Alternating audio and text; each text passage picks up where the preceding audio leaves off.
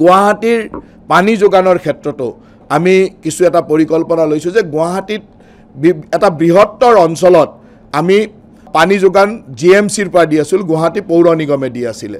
কিন্তু আপোনালোকে জানে যে আমাৰ জাইকাৰ এছিষ্টেঞ্চেৰে আমি জল বোৰ্ডৰ জৰিয়তে বা আমাৰ দুটা প্ৰজেক্টৰ জৰিয়তে আমি গুৱাহাটীৰ পানী যোগানৰ কামবিলাক চলাই আছোঁ।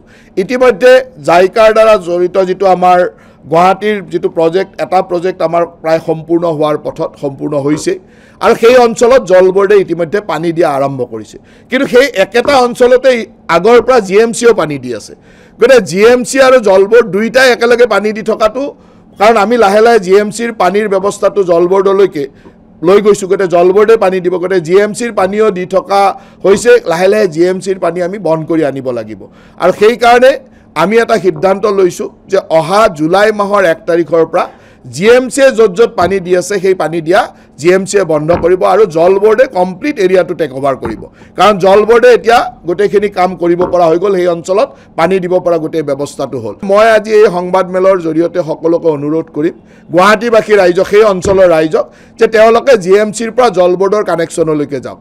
GMCৰ পৰা জল বোৰ্ডলৈ কানেকশ্যনত যাবৰ কাৰণে জল বোৰ্ডৰ যিটো নিৰ্ধাৰিত পইচা আছিলে, প্ৰায় 9,500 টকা কানেকশ্যন ফিজ দিব লাগে।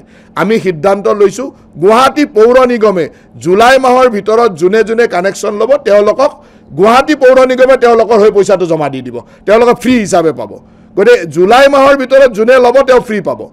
এতিয়া সকলোৱে জুলাই মাহৰ ভিতৰত কানেকশ্যনটো চিফ্ট কৰি লওক, তেওঁলোকে 1 টকাও দিব নালাগে। অকল ৰেচন কাৰ্ড হোল্ডাৰ আছে, যাৰ ৰেচন কাৰ্ড বা NFSA কাৰ্ড আছে, তেওঁলোকেও সেই একে ধৰণৰ সুবিধা, ফ্ৰী কানেকশ্যন তেওঁলোকেও পাব।